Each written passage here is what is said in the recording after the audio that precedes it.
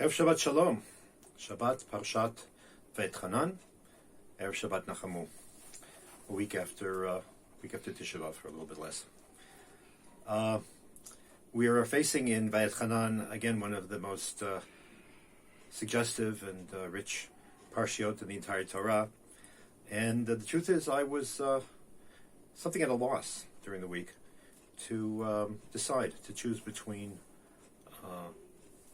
the various issues that come up in the course of the parasha. On Wednesday night, I went with my wife to see an Israeli film called Agadat HaChorban, The Legend of the Destruction. It's a marvelous, moving, relentless, and very, very thought-provoking movie based on historical and rabbinic sources about the process that led up to the destruction of the Second Temple. I admit I should have seen it before Tisha B'Av, but it's not inappropriate at any time. And if you have an opportunity to see it, I really strongly recommend it. Towards the end of the movie, there is a scene, I won't spoil the action, in which different groups of Jews get together as a response to one of them reciting the Shema. Just the first line, Shema Yisrael, Hashem Elokeinu, Hashem Echad. Hear, O Israel, the Lord our God, the Lord is one.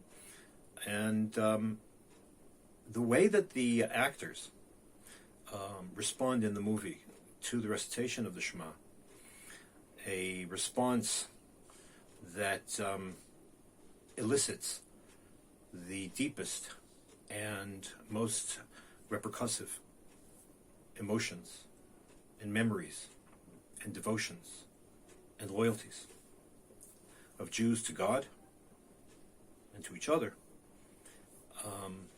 made me realize that I just like to talk about the Shema briefly. So, to begin with, of course, you can talk about the Shema. It's a lot there, even just in the first paragraph and even just in the first verse. And I'm not going to pretend to even begin to scratch the surface. I would like to actually concentrate on the first word, Shema.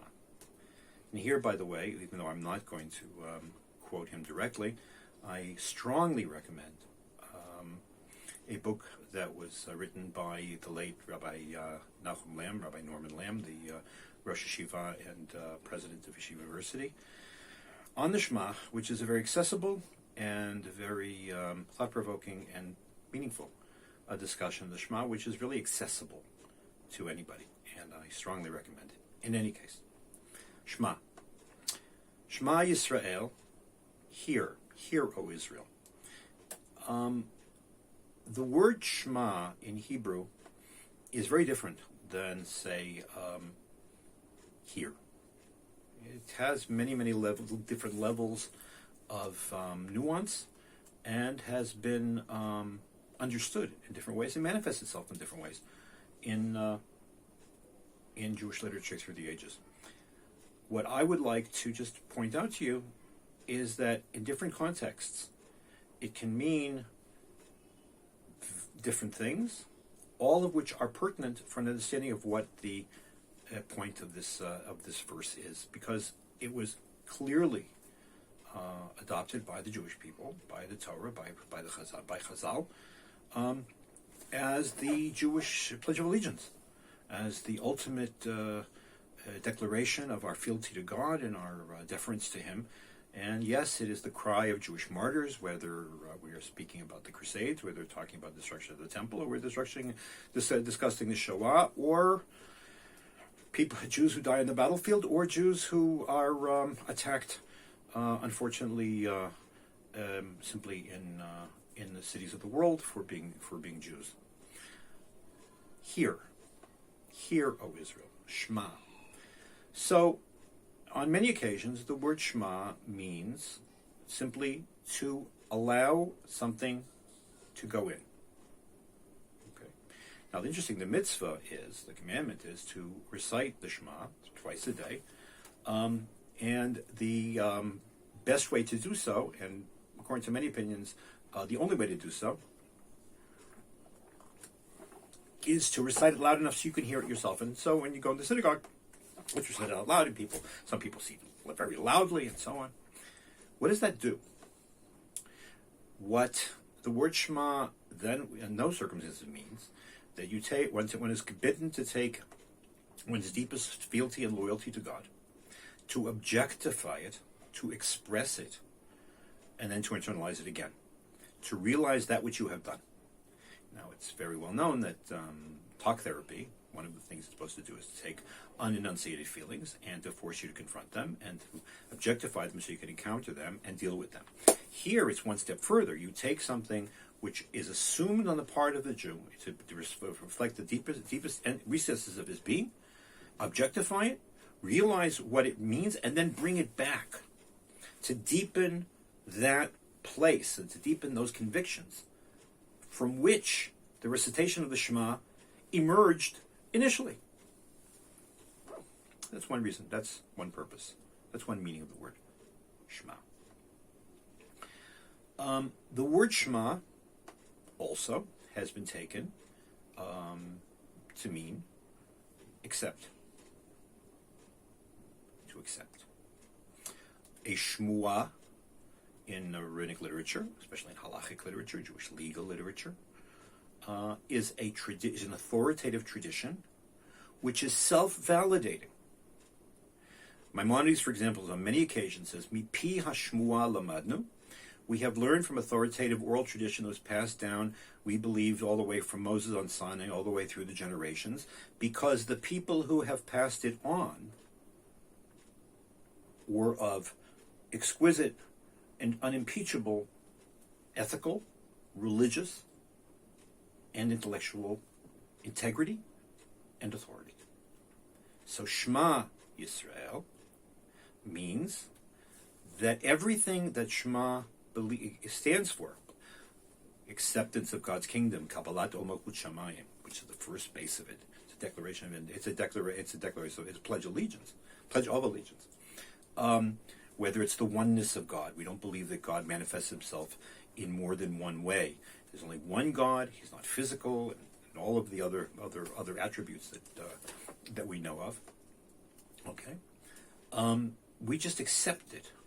We accept it because just as it comes from the inner recesses of our soul, it also comes from beyond things that we don't, that we can beyond, to a certain degree, to beyond reason. It's just a basic gut assertion. Shema Yisrael, we accept because God is greater than we are. Or Shema Yisrael is an assertion or a concession as to our own dependence upon God. So, if the first understanding of the word means that we are proactively pledging allegiance, another level of understanding means that we are accepting the yoke of heaven, and we are deferring to God and realizing that we are dependent upon Him, and He is greater than the sum total of all of us. It's interesting. Before we get to the third interpretation that I want to add, in the 13th century, there was a man whose name was Rabbi Moshe Kusi, who was a famous rabbi and preacher. He participated, or at least he was summoned, he was subpoenaed by the church council in 1240 to testify in defense of the Talmud. He was never called because the other two witnesses were sufficient to condemn the Talmud by the church, even though the Rabbi Yechiel of Paris and Rabbi Judah of Milan did their best trying to defend the Talmud. And it was burned in 1242 in the Place de Grève in Paris. But Rabbi Moshe Kusi, after that, wrote a book called the Sefer Mitzvot Gadol, the Great Book of the Commandments. He called it the Book of Commandments, but then there was a smaller Book of Commandments. They called it the Greater Book of Commandments. It's not important. In the introduction to the book, he starts by saying, there's all kinds of proofs of God and His oneness and so on. But we don't need that. We really don't need any academic proofs, because Jews are so embedded. The belief in one God and devotion to Him and His oneness and His uniqueness and our dependence upon Him are so embedded and so planted deep in the soul of every single Jew that we just believe. And he quotes our verse. Hear, O Israel, the Lord our God, the Lord is one. It just is. That's who the Jew is. It's the first thing that a Jew is supposed to learn. The first verse that you're supposed to learn and stays with him his entire life. Now, this is an amazing statement in the context of a militant church which was constantly trying to persecute and undermine Jewish life, and the Jewish response was just a unilateral, powerful declaration: Shema Yisrael, Hashem Elokeinu, Hashem Echad. I'm not second guessing. This is who the Jew is. When he made that comment, though, he was responding to another famous Jew who lived 50, 60, 50, I say a little bit, around 50 years before, and that was Maimonides. Maimonides says explicitly at the beginning of his Mishnah Torah, and on other occasions, that blind acceptance, blind faith, is not sufficient. That a person who just has simple faith will have that simple faith undermined, and as a result will not be able to stand up to the intellectual challenges of his day. So that while we may start with perfect faith or innocent faith, it's not enough. I recently finished a book called Hidden Heretics by Professor Ayala Fader is her name.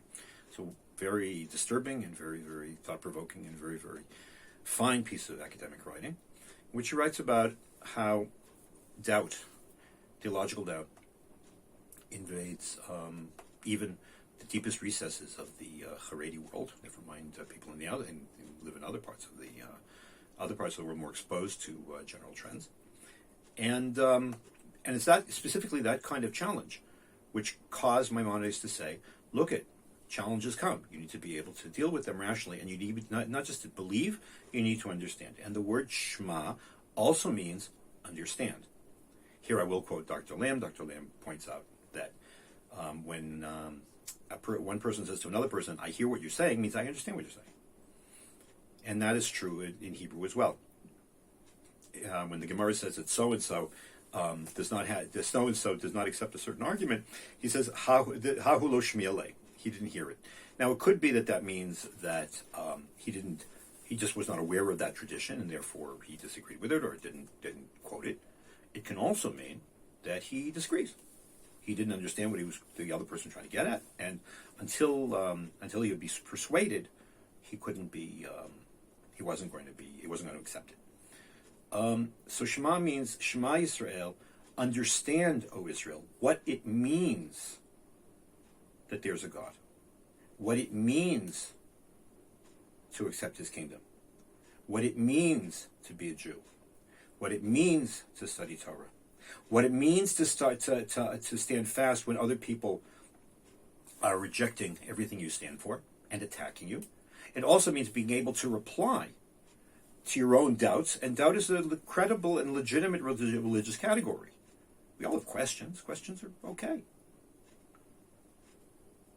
as long as you have faith that we can work them out. Shema Yisrael, work hard to base your faith in understanding, in reason, and to critically engage and respond to those who would try to undermine that faith. Now, not everybody can do that, and it's an ongoing question as to what's better. Not everybody agrees with Maimonides. In fact, Rav Moses of Kusi was trying to say, no, I think it's better if you can avoid raising questions, then do so. I don't know if today that's possible. Personally, I think that the outside world comes pouring in, and therefore we are forced to confront and critically examine and critically reject things which are an anathema to, or values that can't be squared with the Torah, even though they might be fetching.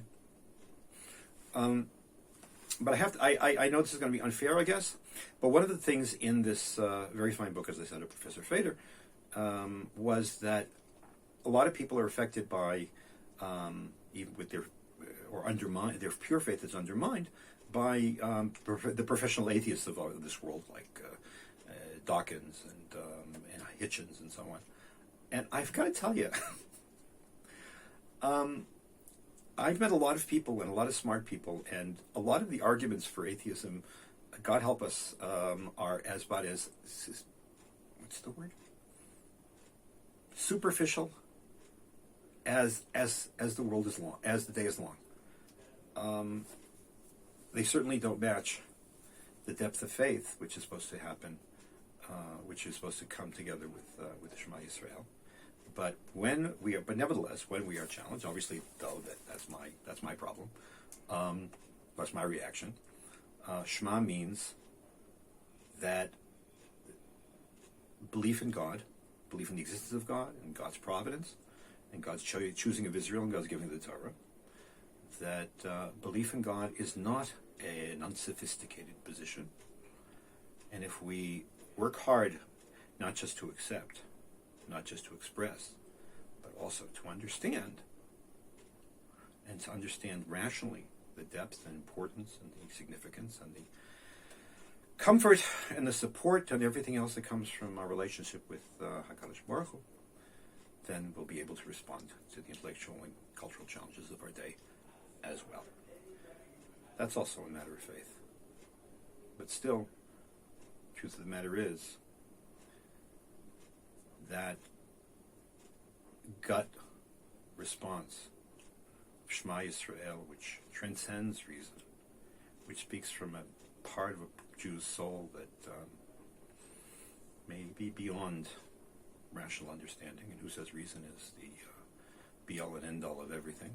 We're all limited. That Shema Yisrael is in fact that which binds us to Him, binds us to each other. Something to think about. Enjoy Shabbat Nachamu. Celebrate Shabbat Nachamu. It's Tu B'Av. It's not really the Jewish Valentine's Day, but it certainly is a yontif, and if people are going to get engaged today, it's also good. And we'll see you next week.